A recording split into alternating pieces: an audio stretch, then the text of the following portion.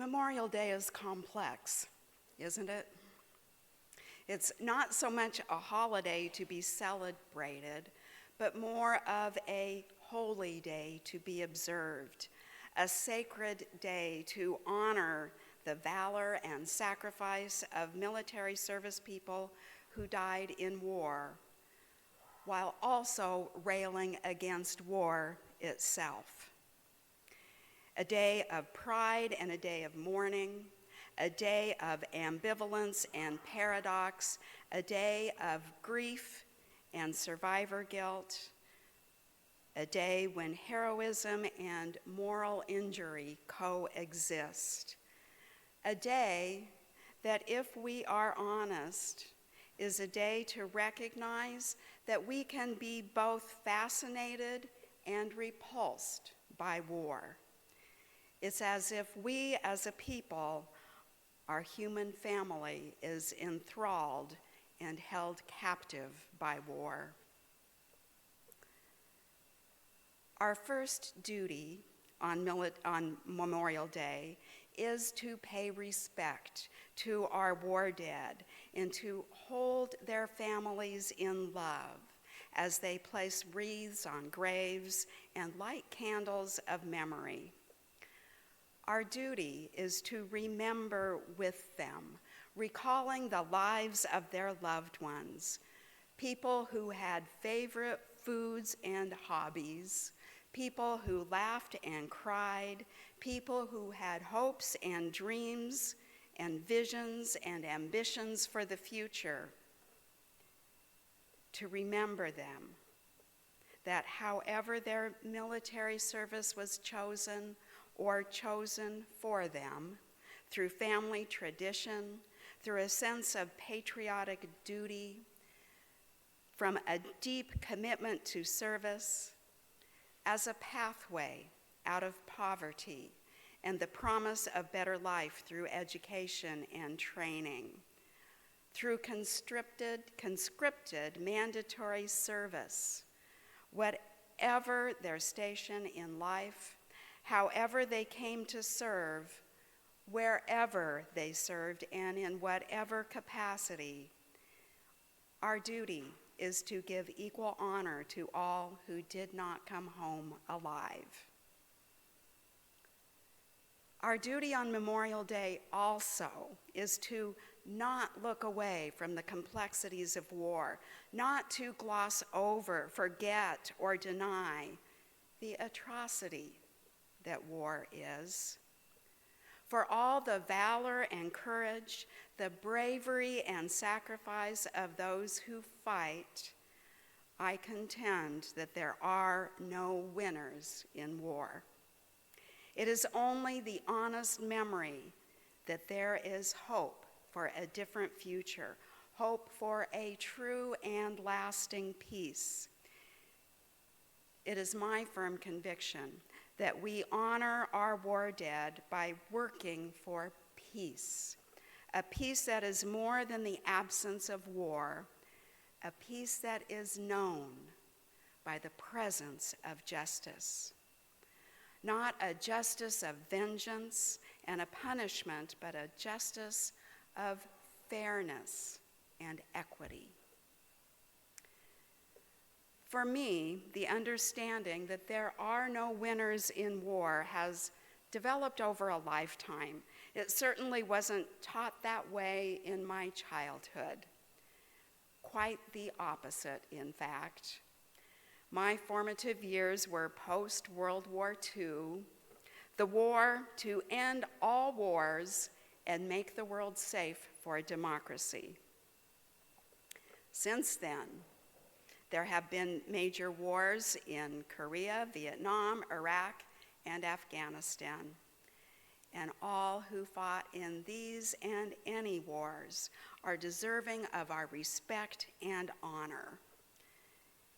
And these days, we have to wonder if Ukraine is next. Now, I happen to be among those privileged enough to have never experienced the loss of a loved one to war, and I grieve with those who know that particular loss. And in my lifetime, there has not been an open military conflict fought within the borders of the country that I call home. So it's through my relationships with those for whom this is not true that I have come to understand that there are no winners in war. Patriotic holidays such as Memorial Day are complicated for me and my family. My father served in the U.S. Army. My father-in-law served in the Polish Army. My mother-in-law served in the British Royal Women's Air Force. All of them served during World War II, all of them with the Allied forces, along with Russia, all on the same side, so to speak. For my father-in-law, it was a bit more complicated. In the early years of the war, his village in Poland was occupied by Russian soldiers, and all of the villagers were deported to Siberia and held in a Russian concentration camp. After 2 years in the camp, and upon coming of enlistment age, my father-in-law joined the Polish Army. At war's end, he could not and would not return to Poland while it was under Soviet rule. When the war ended, he made his way to Italy and then to England, where he met and married my mother-in-law. They had 3 children, one of whom is my beloved husband, AJ. They immigrated to the United States when AJ was 2 years old. For me, this family history makes holiday weekends such as this one complicated. I wonder how many of you this is true for too. In our United States American context, it is complicated for anyone who comes from a country or their ancestors come from a country where the U.S. has engaged in military conflict. Living intimately with the stories of these 3 war veterans, as I have, each from different countries, taught me while there is valor and honor in the bravery, courage, and sacrifice that war calls forth, there are no winners in war. Living with the stories of these war veterans also meant living with their invisible wounds and scars, the psychological and emotional effects of trauma. Their stories taught me that the line between ally and enemy, friend and foe, is blurry at best.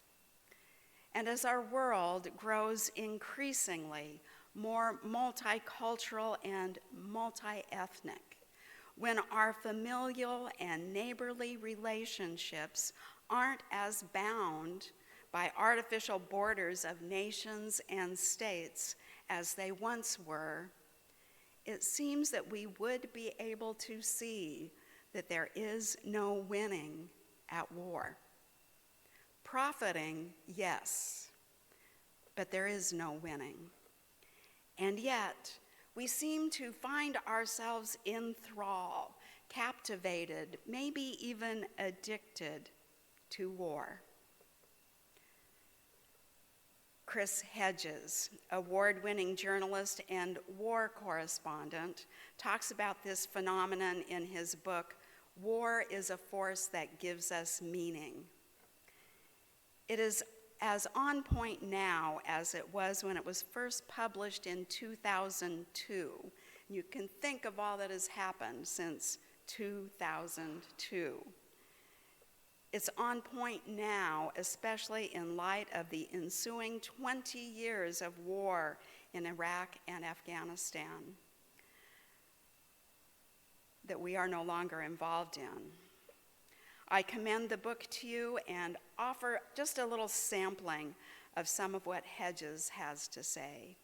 He writes, The rush to battle is a potent and often lethal addiction, for war is a drug, one I ingested for many years. It is peddled by myth makers, historians, war correspondents, filmmakers, novelists, and the state, all of whom endow it with qualities it often does possess: excitement, exoticism, power, chances to rise above our small stations in life, and a bizarre and fantastic universe that has a grotesque and dark beauty. He goes on to say, war makes the world understandable, a black and white tableau of them and us. It suspends thought, especially self-critical thought. It allows us to be noble, and those who have the least meaning in their lives, the impoverished refugees in Gaza, the disenfranchised North African immigrants in France, even the legions of young who live in splendid indolence and safety of the industrialized world, all are susceptible to war's appeal. Hedges says war exposes the capacity for evil that lurks far below the surface within all of us. And this is why, for many, war is so hard to discuss once it's over. The war veterans in my family would never talk about the war. Hedges goes on to say something that I don't completely agree with. He says, the poison that is war does not free us from the ethics of responsibility.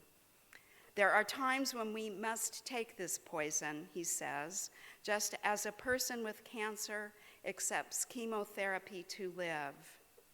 We cannot succumb to despair.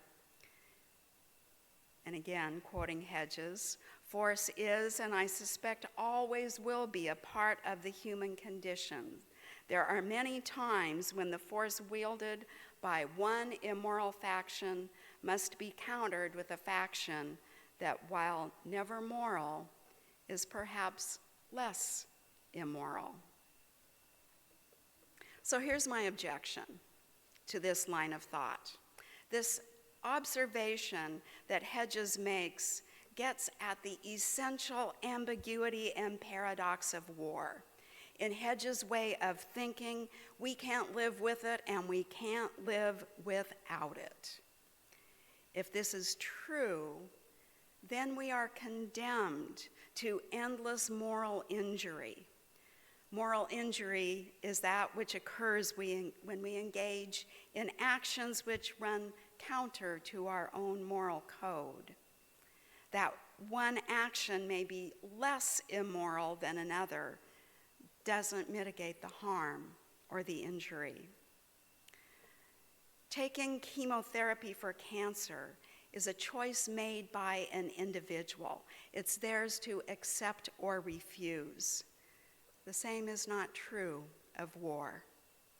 The fallout of war affects even those who would otherwise choose not to participate. We do have an ethic responsibility to use force to counter immoral uses of power. But if we are to break our addiction to war, it requires a force that draws on a more expansive moral imagination and religious vision, a vision proclaimed by prophets and seers of old, where swords are made into plowshares, implements of war turned into tools of peace. Words that are often misattributed to Einstein, but nevertheless ring true.